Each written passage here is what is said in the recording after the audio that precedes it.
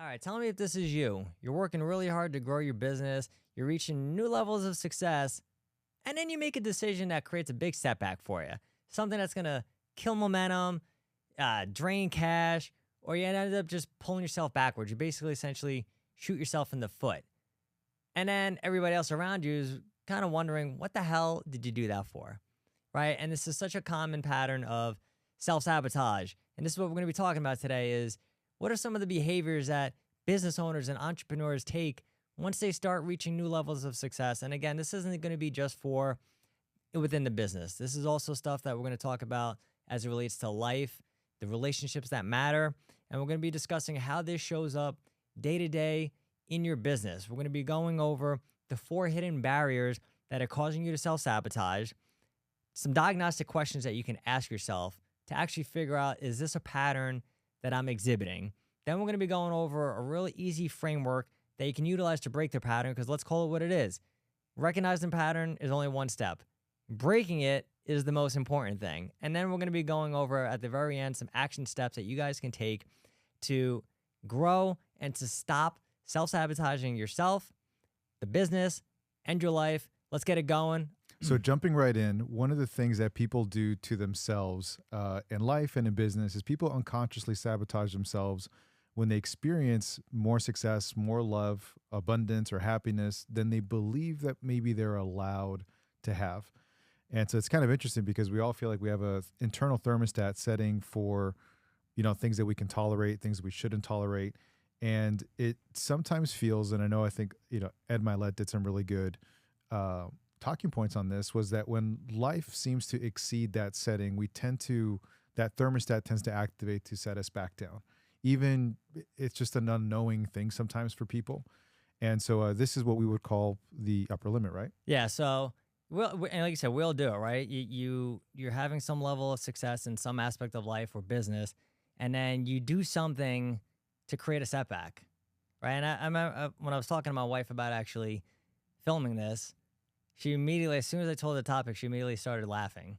And so I said to her, is that you knowing that you do that yourself? And she was like, I do that all the time, right? And it's just, we all do it. And we hit this point of success. It's like a threshold, like you said, that upper limit of, all right, here's where I feel good. And you mentioned Ed Milet, Tony Robbins talks about this, where it's, if you get a little too high, you do shit to sabotage, but then if you get too low, you do stuff to kind of elevate it. Like I get motivated, and we kind of stay in that happy comfort zone. So when we're talking about the self-sabotage here as, business owners and entrepreneurs, it's what do you do in your business on a day-to-day basis or maybe a weekly basis that you're actually hurting yourself? And to your point, like you just said, Antonio, it's mostly we're not doing it sitting there thinking, how can I purposely screw myself over? But then from the outside, maybe you as a business coach or whatever, you're just sitting there saying, what the hell are you doing? How isn't this so obvious? And that's where we typically get tripped up, is just that subconscious telling us, hey man, you don't deserve this. So let's bring it back down a little bit. Yeah, there's an interesting research that was published by the Small Business Economics that self-sabotage in entrepreneurs often show up as behaviors that undermine the business's progress. And it's not because, the founders are lazy or they're incompetent or anything, but it's those psychological barriers that trap them in a familiar pattern. So basically anything that you are, like you have a goal, you have to stretch yourself, and you're basically experiencing something that's unfamiliar, even if it's luxury, even if it's more money, and that you'll do things subconsciously to bring you back to an area that is familiar, even though it might be a place that that you're trying to go above and beyond.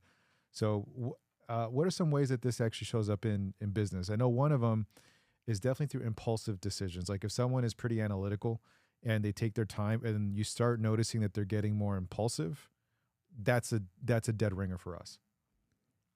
So you're saying that person is like, I normally use data to make decisions, and then just random one day I just do something that's completely off the cuff.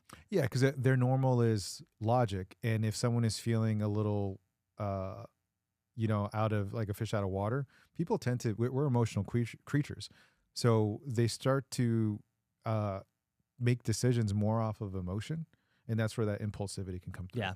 Another one is definitely overcommitting and overbooking themselves with busy work that is not productive. Business owners do that? Yeah. Yeah. Believe it or not, or switching strategies constantly. Oh my God, dude, that is a killer. That's something that we've kind of experience too with some folks. Bro, that's honestly one of the most frustrating. And I know we're talking about business owners here, but this is part of this conversation too that we're going to be having today is also not just the effect that this has on you, but how are you impacting your team by having these behaviors? So you think about that, what you were just saying is you have a strategy, especially if it's working, right? That's the worst one, where you have something that you found out that it works, and then you decide, let's do something different. Let's take a sharp 90-degree turn here, and then not communicate that to the team at all and expect to maybe have a good outcome. Super frustrating. And then the other thing too with that is also just creating problems that don't exist. Like those business owners who everything's so good and culture's amazing. Everybody's like, this is phenomenal. And then they got to come in just one day screaming, creating drama, creating unnecessary conflict, shiny objects, stuff like that. It's like just you're creating this emotional storm that doesn't need to exist, all because you're just maybe bored. I think it stems from that. It can stem from boredom. So like there's some companies where they have some things that basically in a nutshell, like they're pretty quick fixes. Like we'll walk in and we'll see like, all right, this for scheduler needs to be implemented. This for money management needs to be implemented. So a lot of things that were rather chaotic for the business owner can be pretty quick fixes. So basically, in other words, like in the other side of that if they're working 60 hours a week and we do a couple of things, like now they're down to 40 in a pretty short, and I'm talking like, let's just say in a matter of weeks, then that extra time is like they're used to this chaos. And when we fix these things, they're accustomed to the chaos. They're almost addicted to the chaos. Yeah. And so they'll do those things to cause those problems that don't exist, drama, unnecessary conflict, and all that. We're like, it's not that I don't get it. Like, it is human nature, but that's part of the coaching and consulting that we do, is that there's a mindset component to this that you also need to have.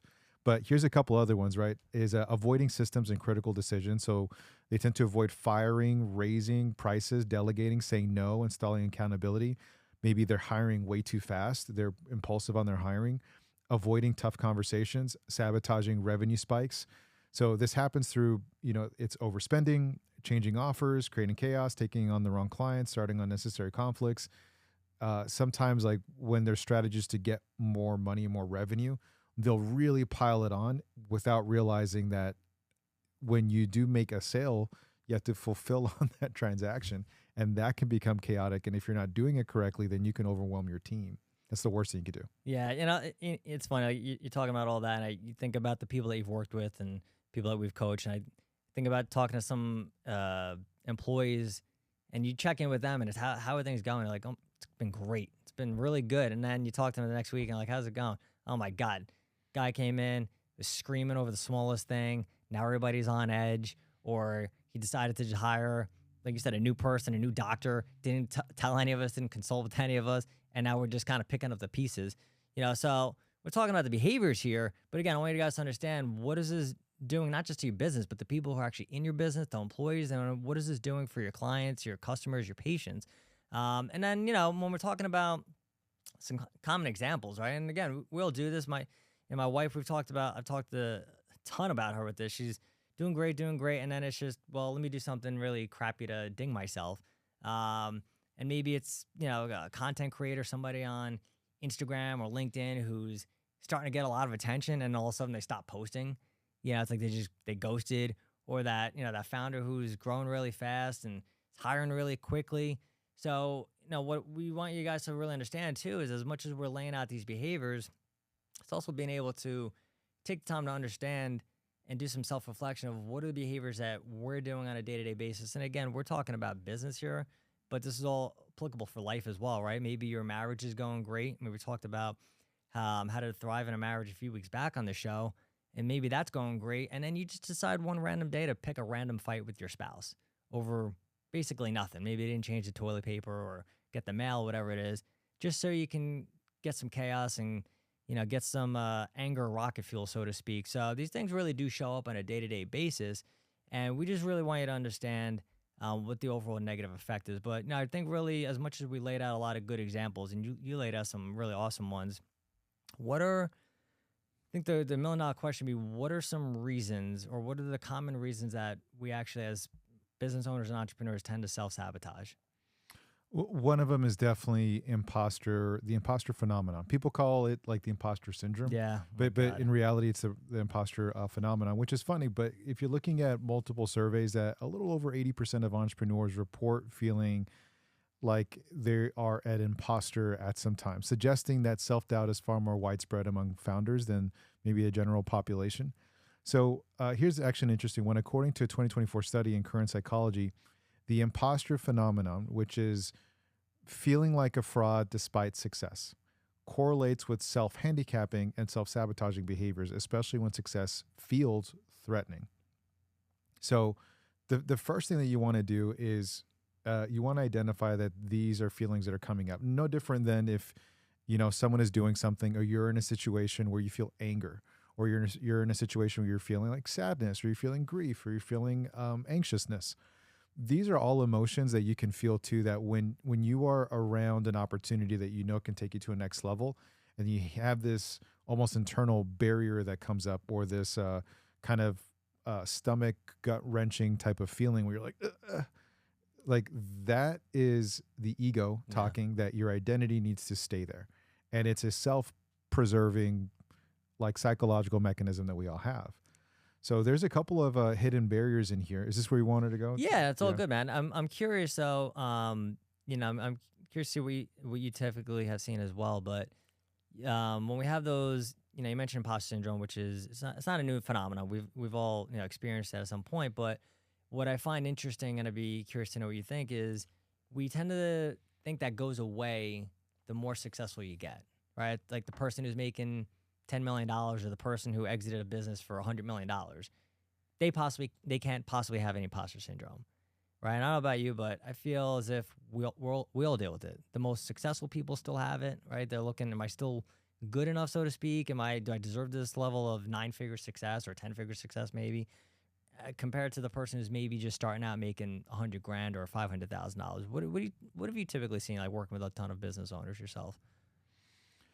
So it's kind of two-part. When we're talking about imposter syndrome, one of the things you want to prepare someone for, especially when you're working with like a consultant that can do essentially time compression. Time compression, all it means is like, all right, the success that we could realize in 3 years, we're going to accomplish it in 6 months.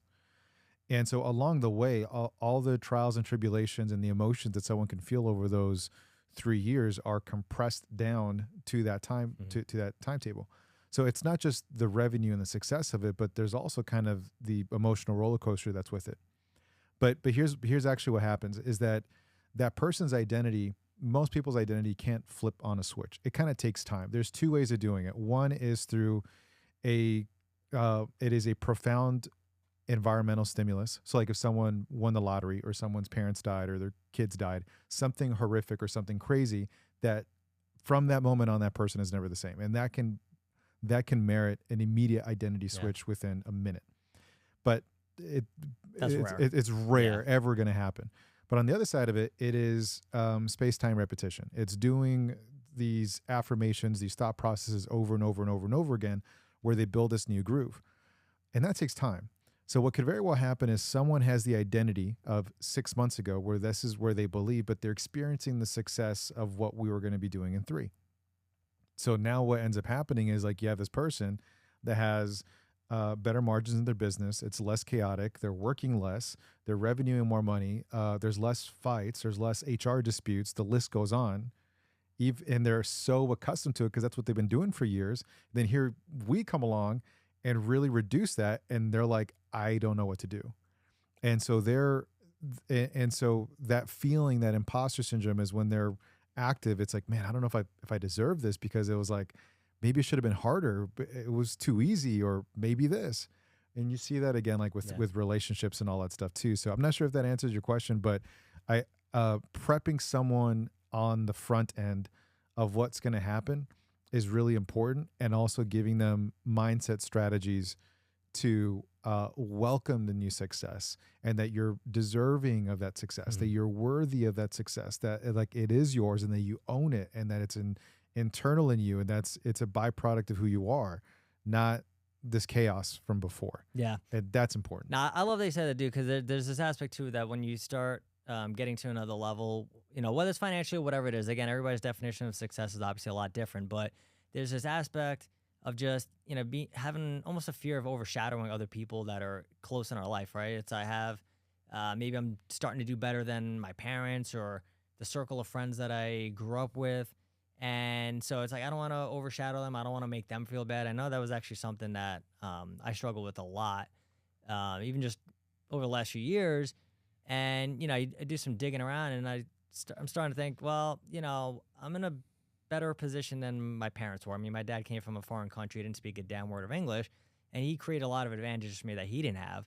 So then through some self-analysis, I'm like, man, dude, I don't want to be that much more successful because then will he feel a certain way of wish I had those opportunities, or even, maybe you look at, again, siblings or whatever it is, like they start looking at you and they might not even be thinking any of that, but it's the shit that we create in our head that, again, you start tripping yourself up and then, your marketing plan goes awry or whatever it may be. So that's a big one as well. It's just, am I going to be doing better than the people that are close to me? And do I feel bad about that? Another one I look at too is really, do we feel flawed in a way that leads us to, that person who has to overwork, grind, micromanage, in that need for perfectionism because we just don't feel like we have everything put together. Like there's stuff wrong with me, so I have to make up for it by just working that much harder. To your point about that person who's working 60 hours and then you get them down to 40, well, are they then thinking, what am I doing if I'm not micromanaging? Or, we work a lot, some people in healthcare, and being perfect or that perfectionism is a huge issue in that crowd where it's, and you mentioned this before in the past of, all right, if you're in surgery, you should be perfect. But for them, it's, I got to be perfect. Everything, every little thing needs to be exactly just right. And it creates a strong burden that we have. So that's a big one as well. And then, also looking at being able to, if we get to another level of success, is that going to be a bigger burden? Right? I don't know if that's something that you've seen from individuals, but as they start scaling up and making more money or maybe growing more offices, do they think, hey, is that going to be too big for me? Can I handle that? I don't know if that's something that you really encounter a whole lot. Like you've grown a lot of businesses. Is that something that typically pops up, and how do you normally help them with that? I know you mentioned changing their identity a little bit, but is there something that you would say to somebody, hey, this is what you do as we start to grow you to help kind of keep those feelings calm down and relax? I think a big part of it is expression. You need to have some kind of, I would dare I say, artistic form of expression. What do you mean by that? Yeah. So with some business owners, we'll go back to the 60-hour week one. Yeah. There's some that are working a ton.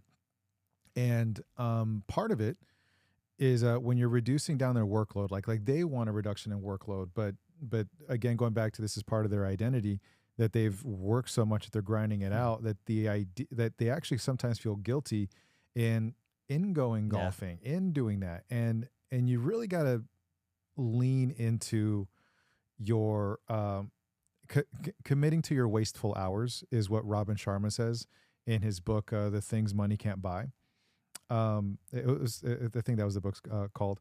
But like if you're gonna be in a jacuzzi for 30 minutes, like commit to just being in the jacuzzi for 30 minutes. So another form of where I'm going with artistic expression is doing things in which you can allow some of this inner turmoil or these emotions, good, bad, or indifferent, to actually get out. Journaling is a really good one. Picking up a musical instrument is really good. Things that you are being active that afterwards you do feel better. So if someone is taking some time and they are reducing their workload and they're like, man, I really need to go back into the business, the coaching that I give them is like, no, you need to find maybe a hobby, something that you're passionate about, something that like get into guitar, get into drumming, get into painting, get into wine, get into, try brewing your own beer, try doing something that like you can't wait to do. So what ends up happening is there's this balancing act where like, I want to get my work done and do it right because of that perfectionism, and that you're just doing the right work the right way, but that you're done, you're finished at a certain time so you can go catch a round of golf, or you can go to your jiu-jitsu class, or you can do horseback riding with your family. And when you're working a lot, you don't have time for that. Yeah. But when you do reduce that down and that becomes more part of your identity, it is such a release. Journaling, I think, is a really good place to start, and specifically around dream casting. There's a wonderful book by Dr. Benjamin Hardy called Be Your Future Self Now. And so there's some really great exercises in there of writing as if you are in the future, but into today. Yeah. Okay. And it does a lot of really interesting things to one's psychology.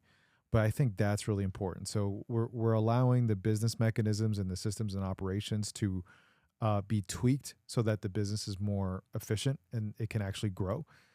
But the individual needs to start applying these kind of hobby strategies and self-image strategies so that as it grows, they're growing too as a person, not just the CEO. Yeah. No, I mean, we've talked about multiple times the wheel of life, just being able to assess all aspects of your life that are truly that important, and being able to understand, where am I maybe dedicating time that I don't need to be, and where am I not dedicating time. But, I mean, I know even for me, I used to feel guilty about just something as simple, and I love doing it.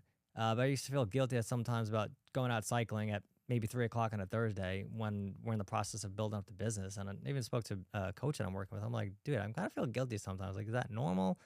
Should I? And how do I overcome that? And the same thing, like, you're not in life just to start a business. Like, you do need some stuff that actually brings you some joy or helps you maybe find a flow state, relax, or some artistic expression to your point. So now I can do it and not feel guilty about it. It's just knowing that, all right, it's normal that we all feel this, but if we got to start at least identifying it and then understanding where's that coming from. And I think the question I would then ask you is how, what are some stuff that people can, as we take some time to self-reflect, and if you don't do that, that's obviously one of the most important things we can do as not just business owners, but people in general, is take the time to give ourselves some quiet time and analyze what's working well in my life, what's not working so well. What are some questions that people can start asking themselves to at least identify, am I in that pattern of sabotage? Questions for I'm in that pattern of sabotage. I think a really basic one is just how I feel. Sometimes with sabotage, the things that can come up are like feelings of resentment, self-resentment, guilt, shame, because you're essentially talking about I felt guilty. It's like, man, I feel guilty. So I think there's just like with drugs, like there's uppers and downers, right? Things that kind of elevate you and things that kind of bring you down. Yeah, no doubt. So if you think about the uppers, anxiety, people can kind of get on edge. Yeah. Depression, that's more of a downer. So look at your state and seeing kind of like if you are being elevated or if you're being a downer, or if you're experiencing a downer. I think those are some real ones. But if you kind of take a step back, the reason why anybody does anything is for one thing only. It's the outcome. Like you go into the fridge because you want to eat something, right? Like you do certain things because there's a specific outcome. So some of the questions you want to ask yourself to reveal sabotage, one of them is just, what is the result that you're aiming for? Sometimes people are engaging in something that they think is towards an outcome, but it's not. And subconsciously we know it. Therefore we feel like, I don't know about this. I don't know about this. Right. If you're watching this, I really recommend writing this down, is the universe or the world or God or whatever. But I'll just use the universe. The universe rewards alignment. You can be a disgusting, crazy, corrupt politician to none of those. Yeah, none of those. A noble, grounded, moral politician or business person or whatever.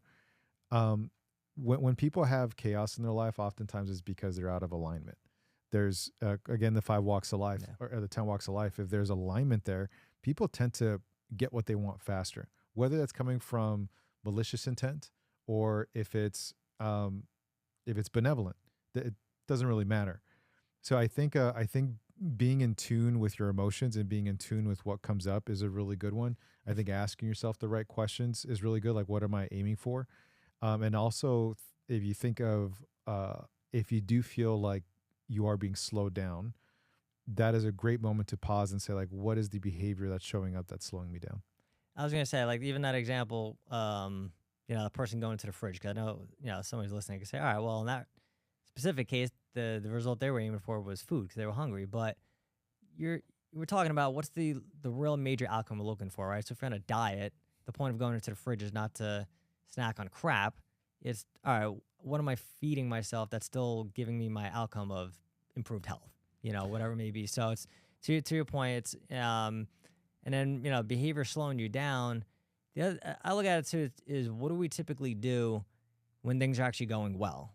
When you get a good win or you hit a new threshold in some aspect of the business or your life, what's the next step that you typically take?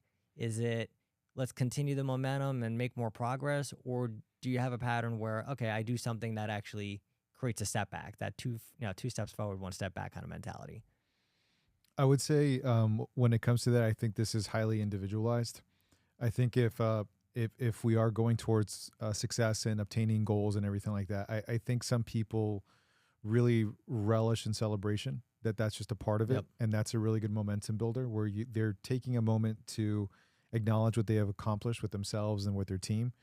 Others really want to build up on that where that's a little bit smaller. And I don't think there's any right or wrong, but I do recommend people taking a moment to celebrate, even if the business owner is not that type of person. And the reason why is because the statistics show that you are likely to have someone on your team that really needs that they need that pause, that celebration, that recognition, that high five. They need to be a part of that team instead of like on to the next where it feels like it's dismissed. Yeah. So I think in terms of like momentum builders, I think celebration and acknowledgement, recognition, when you eliminate those, or if you move past that or brush that over too quickly, I think organizations can feel that some people are on the bandwagon and some people are not. Yeah. And it's oftentimes because there's no level of fulfillment. I think most people, they leave their job because of lack of recognition. It's not really about the money. It's about public praise, not in a weird way, but like, or even being compensated differently or a bonus. And if you move beyond that, then you're going to have people kind of drag their feet. Yeah. We all want to know we're doing good, right? Then at the end of the day. So celebrate whatever, however you're saying it. But, again, even to your point, even as the business owner, you hit a milestone and then it's just, well, I could have done it faster or it could have been better. It could have been bigger. And it's just, whatever, dummy, you hit the milestone. So just celebrate the milestone. I know, again, we're talking about, even sometimes small behaviors, even when I was, I'm treating patients, you get the patient better and it's like, oh my God, you did a great job. And then my response would just be, well, that's what I'm supposed to do. Right. But then you fast forward and I'm asking myself, why does my confidence suck? Why am I not growing to the level I want? It's like, you created your own self-confidence through the behaviors of just not celebrating even the small stuff. So that's a big one as well. The other one I see a lot too is people wanting, maybe just not thinking that they're ready for the next level with regards to responsibilities or maybe the pressure that comes with that next level. And sometimes it's not even the pressure from everybody else, right? We have this internal aspect of, like I've done this too, and a lot of us have done this where maybe you post something on social media and it blows up, right? It's like your first big post. And then now you're saying, hell yeah. And then quickly, shit, man, how am I going to do that again? How am I going to replicate that? How am I going to get that level of engagement or whatever it is? Or if you had a massive milestone in business, like, hell yeah, shit, what do I do now? Or that musician who creates an award-winning album and then now the pressure's on for them to do it again. It's like, shit. So I'd rather maybe keep myself limited. So those are big ones as well. I think the real big question to really also, ask you guys too is as you're starting to analyze these patterns, and this has been, I think the best thing we could do when we start recognizing what we're doing and what's actually helping us and hurting us is actually to start understanding is what is it costing us, right? Maybe what's it costing us in revenue? Maybe if we're talking about employees, what is it costing us with retention? And that could even be applicable for customers or patients. And then just what kind of opportunities have we lost because of this pattern as well? So that's typically, we're talking about how to recognize these, but then understanding, all right, what's the actual cost of me maybe doing the same thing over and over again? I think with something like that, you can map it out very similar to like a flow chart, where there's very simple like marketing flow charts and everything, but you can actually create one around self-sabotage. So it's like, all right, if I'm one of the things that we talked about with self-sabotage, like if someone is indecisive, or they're hiring people without telling the rest of the team and just someone shows up to work, right? So like that's like square one, where it's like the action and the next action, and right. So you kind of have this flow chart, and you're able to see like, how does this make people feel? Yeah. How do people respond around it or react around it? Is this a net positive, a net negative, right? Is this a gross positive? So you kind of go through that, and you go from beginning to end, and you're seeing like, all right, well, when you're being impulsive, this is what occurs with the team. They become reactive. You lose productivity. Things get missed. Emails aren't responded to. If that's something you're monitoring, that what you can do is that when these actions happen, is that you can also, if you're monitoring, you have a dashboard with the KPIs for your business, and you're seeing dips and ebbs and flows, you can overlap that with the flow chart. I like that. So you can overlap that with the flow chart of these self-sabotaging behaviors, and see how it impacts the team in certain places. You can see it in sales, you can see it in fulfillment, you can see it in whatever departments, that these things will shift and move sometimes. Yeah. So that can be a real world indicator through the numbers of what your actions can do, especially in a self-sabotaging manner. That's really good, man. I wish I had done that back in the day when I was yelling at employees. But you don't think about it, right? It's just, you block out again, like you ignore what's going well. You just want to make it about yourself or whatever it is. And then again, you do stuff and you don't really focus on, all right, what is this actually creating for everybody else? We just know what it does for ourselves. And you mentioned before about ego, is being able to get out of yourself and start thinking about, all right, what's the overall effect on everybody else? And man, that's when you typically get sometimes the biggest breakthroughs is the overall net effect that we're having on literally everybody that we supposedly care about the most in our life. When we're talking about how to make the transition, right? So we took the time to actually sit down and recognize the pattern. And then pattern recognition is only so good at, it's only beneficial if you start actually making some changes. But I think where I'd like to make a little bit of a shift here is understanding, and I really like the way you laid this out, so I'm going to really kind of kick this over to you, but where entrepreneurs and business owners, they spend their time at, like the activities that they do on a day-to-day basis, that is either adding to the success of the company or maybe taking away from it. So I'm going to maybe kick that over to you, and let's talk about just where we kind of hang out, the zones of our comfort, so to speak, that we spend as entrepreneurs. Yeah, it's definitely a matrix. When you look at self-sabotaging behavior, some of the common pitfalls is that you are doing something that maybe you're not supposed to do. You see a lot of business owners, they do that quite a bit. Maybe they're not supposed to be doing the books, or they're not supposed to be doing marketing, and it sucks, and whatever that they're developing sucks. So there's a matrix where it's called your zone of genius. And one of them is your zone of incompetence. Like, you're not good at it, you don't like it, you suck. Like that's one quadrant. Another quadrant is a zone of competence.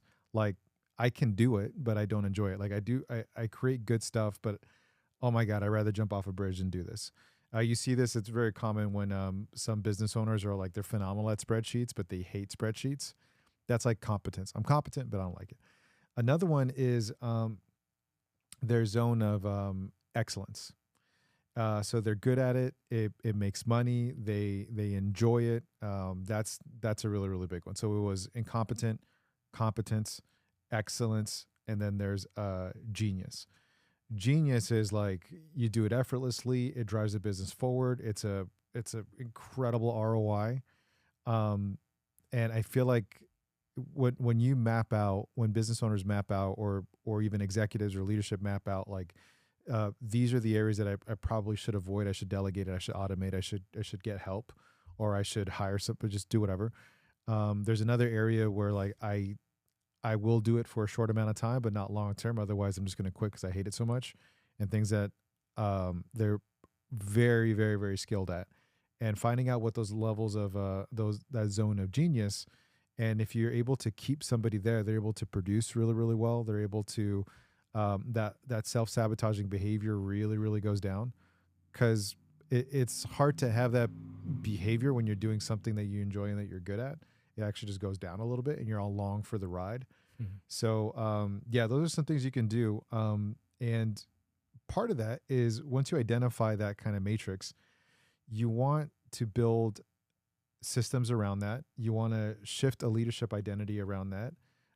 You want to create team accountability and also develop operational clarity. Now, what those mean, just basically in a long shot, is that once you identify strengths and weaknesses, then you want to have parameters in place so that you don't revert back. That's the whole point of systemizing it. Is like, oh, great, I shouldn't do this, so I should automate it, do that, and then they go off and do something, and then they can't help but go right back to it. So that leadership identity is like, I want to adopt this identity of being here because it just drives the business forward. Is a great ROI. The team accountability is like, we are all on the same page and we're answerable to the consequences of deviation. And then operational clarity is like, once we shift, where's that value chain? Where's that chain of command? Where's that kind of that those communication channels are going to be active so that everyone is on the same page. So once you identify that matrix, you want to get those other things locked in place because that's what holds that whole system. Yeah. It's funny as you're running through that. And I remember way back in the day when I was treating patients, and that's where I would say my zone of excellence was. Super easy, and I was phenomenal at it. But then I'm struggling with growing the rest of the team, growing the rest of the providers, because I didn't have enough time to coach them, like mentor them, and then treat my own patients. And I'm sitting at a seminar, and I actually think it was the Tony Robbins Unleash the Power, and he was talking about the exact thing. It's what's gonna amplify your impact to everybody around you. And like literally, just it was like a bolt of lightning. I was like, bro, I got to stop treating patients and completely just take myself off the schedule. I literally just emailed the person who was in charge of schedules, like, take me off this Monday so I could have the time to step into where the team actually needed me to be, because that's also the thing that was going to help the company grow the most. It wasn't me being in the daily grind, being backed up on notes and having to do documentation. It was being able to pull away and actually understand, how do I need to show up for everybody else? And I think that was the major question, is how do you need to show up for everybody else to not just grow yourself, but grow the rest of the team, or if it's family, grow your family. And that's understanding that it's uncomfortable. And we described there as also knowing that when we stay in that zone of excellence, like, dude, I'm a high performer. I'm crushing it, whatever it is. But then most often than not, we're just staying there because it's super easy and comfortable, versus being able to level up. And then, some of your insecurities pop up. And that was definitely the biggest thing for me was I wasn't the greatest communicator. So am I going to be able to do this the right way? Am I going to be able to maybe fill my schedule to what you're saying before if I'm not treating patients? And am I just going to be able to really help the team as much as I possibly can? So it really is, sitting down and, like you said, going over that matrix, understanding where you're hanging out, and then knowing where do I actually need to be for everybody else. And that kind of even fits into that leadership identity. How do I need to show up day to day to actually drive the company forward? Yeah. Here's a couple of frameworks to help someone break the pattern too as well. So the first thing you want to do is you want to notice what the sabotage pattern is. And I think everybody's going to be a little bit different. So I'm going to take a quick second on this one because people can notice it. So it's something that most people can notice, and then also you should notice within yourself. And one of them is if you become autocratic, if you become very controlling. If another one is when people become very avoidant, right? They just kind of move away of tasks that kind of stress them out. Another self-sabotaging behavior is people tend to acquiesce. And then another one is people tend to be on attack mode, like personal attacks. Kind of what we talked about, picking fights with partners or like starting drama. They just start to personally attack. And it's like someone's hairline, someone's like dress, someone's breath stinks, like whatever, right? So notice the sabotaging pattern. You want to take a second and identify it, because that is your biology informing you of where your state is. Yeah. So it's actually a good thing. And then you want to pause before you basically want to respond. Give yourself a moment before you respond to anything. It's easy that when you're in that emotional state to just react, and that's not good to do. Yeah. And then ask yourself, like, what would be like the genius version of me? What would that person do in this situation? Like the best version of me, the most elite version of myself. What would that person do? Can I interject for 1 second? So you talked about, I think you said Dr. Sharma, if I'm not mistaken, about writing that letter from the future you. Mhm. Find out that ties in really perfect right there, right? It's all right. If I'm trying to identify as this new person, this better version of me, how would that person show up in this moment? Kind of saying something like that. Yeah, yeah, yeah. The most, yeah. With what he talks about is like you're older or so the book Be Your Future Self Now with Benjamin Hardy. Okay. That's what Yeah, yeah. He's very much Yeah. like going backwards from there. The most elite version of yourself that's overcome all obstacles. You're supremely wise. Whatever that version is, what would they act? The fourth thing is you want to delegate before you're ready. So waiting until you're overwhelmed guarantees sabotage. So in so many words, it just means get help. Yeah. I don't mean like go drop everything, go see a shrink, but look at what the tasks and responsibilities that you have, like your action items for the day.